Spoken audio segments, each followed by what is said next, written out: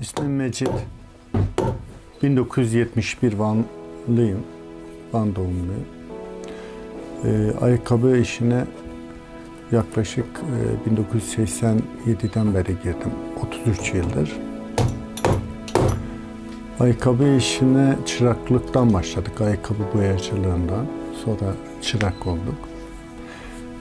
Van'da o zaman ayakkabı işi çok iyiydi ilk girdiğimizde. Hamit abi vardı, Hamit Altıntepe. Onun yanında bir yılı aşkın bir zaman içerisinde çalıştık. O zaman işte pençe, topuk, iş biraz daha basitti günümüz işlerinde. Derken ayrıldık, kendimize iş yeri açtık 1987'de. Sağ olsun bize mesleği o öğretti, Hamit abi.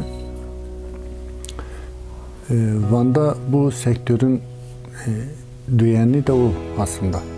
Yani diğer arkadaşlarımızın birçoğuna da o öğretti. Ayakkabı tamirciliğiyle başladık bu işe. Sonra askere gittik, geldik, işimize devam ettik. Elemanlarımız geldi gitti. Biz de çıraklar tuttuk. Çıraklar ayrıldılar. Kendimizi geliştirdik. 1991'de Yöre Konduran'ın şu an olduğu yere taşındık. Burada 4 kişiyle beraber, 4 tane elemanla beraber çalışıyoruz. Bizim işimiz eski o ayakkabı tamirciliği işinden öte daha iyi versiyonları yakaladı günümüzde. Ortopedik taban, işte renkli bağlar, ayakkabı işte temizleme, boyama işleri yapıyoruz. Çanta, işte top, mont. Buraya gelen esnafı, vatandaşı geri çevirmiyoruz. Yani işimizi yenilemek. İnsanlar memnun ayrılsınlar diye elimizden gelen gayreti, çabayı sarf ediyoruz. Böylelikle bir dönüşüm sağlıyoruz. Yani topluma bir katkıda bulunuyoruz. 3 arkadaştan benimle beraber 3 usta bir çırak, 5 kişi çalışıyoruz. Aynı zamanda reşik yapıyoruz. Reşik bölgemize has bir ayakkabı türü. Keçi kılından yapılıyor. Bunu dokunduktan sonra şey yapıyoruz. Sayasını hazırlıyoruz, kesiliyor. Sonra bu motifleniyor el işçiliğiyle. Kök boyayla boyanmış yünle nakış atılıyor. Bu nakışlar kendine, her müşteriye has bir nakış kullanıyoruz. Çocuk, bayan, erkek 3 grupta üretiyoruz biz bunu. Biz bunu ilk üretirken okulların folklor ekiplerine yapıyorduk. Ve bunu geliştirdik. Günümüze tasarladık. Yeni bir taban onun için tertipledik.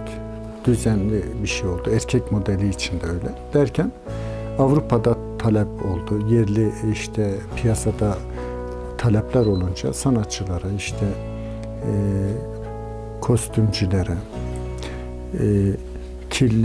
halı kilim satıcılarına, işte eskiye yönelik çalışmalar yapan insanlar ilgi gösterdiler. Bu ilgiyi biz yeniledik. Sonra Almanya'da iyi bir talep yakaladı. 2019'da orada anlaştığımız bir firmaya çok ciddi miktarda reşit gönderdik. Sonra Avustralya'ya derken Amerika'dan talep oldu. Tabii kendi küçük atölyemizde bunun çok fazla üretme imkanımız yok. Yani sınırlı sayıda diyebileceğimiz bir durumdayız biz bunu üretirken. İşte bu reşin hikayesi de böyle. İnşallah yakın bir gelecekte bölgemizde bir sektör haline gelir. Bununla ilgili de insanlar bir gelir kaynağı olarak değerlendirirler. Yöre kondura olarak yani bu işletme tamirden öteye çıktık bize. Kendi alanımızda en iyi işi yapmaya çalışırken malzeme tedariğinde sıkıntı yaşamamak için bu malzemeler, konduracı sektöründe kullanılan malzemeleri aynı zamanda diğer konduracı esnafıyla paylaşmak için bir şeye girdik, ticari bir duruma dönüştü. İş yerimizde ortopedik tabanlıklar, ayakkabı keçeleri, yani yaklaşık olarak tabanlıklar, yani ayakkabı tabanı patlıyor, vatandaş biraz maddi durumdan dolayı bu tabanları değişmek istiyor. Bu tabanlar, sonra ayakkabı bağları, rengarenk, istediğiniz renk. İşte el sanatıyla uğraşan kursiyerler ve hatta hobiciler deri, ip, boya, her renk boyamız mevcuttur. Yani küçük ve büyük olmak kaydıyla aile boyu, kişisel eşyaları, terzilerimiz için renk fermuar, cırt bantlar, şafak boya işte. Küçüklüğümüzden beri ben ilk boyacılık yaptığımda kullandığım boya. Bu ayakkabı boyasını 40 yıldır tanıyorum. İşletmemizden hiç eksiltmedik bunu. Bunu, cilasını, farklı renklerini, dikitini, süetini kendi müşterimize tedarik edip ayakkabı tamirinden sonra tavsiye üzere onlara veriyoruz. Parlatıcı süngerlerimiz, ayakkabı fermuarları, işte armalar, yani kemer, deri kemer, işte mes. Kendi alanımızda iyi bir ivme kazandık. Bunu devam ettirmek istiyoruz. Tabii toplumun hani bu son dönemler biraz ekonomik sıkıntılarından dolayı tamire biraz daha rağbet oldu. Biraz daha hareketlilik hissediyoruz. Sadece bizde değil, tüm tamirci gruplarında işte mont alamayan terzi işte fermuar değiştiriyor. Ayakkabı alamayan vatandaş fermuarını, tabanını işte bir şekilde bu pahalılıktan dolayı eski eşyasını onarıp kullanmak istiyor. Yani bu da bizim sektördeki esnafın yüzünü güldürüyor. Yani günümüz şartlarında insanlar kendi çocuklarını sanatkarların eline vermiyorlar. Eskiden böyle değildi. Okul okumak çok zordu. Günümüz şartlarında insanlar kendi çocuklarını sanatkarlara bırakmıyorlar.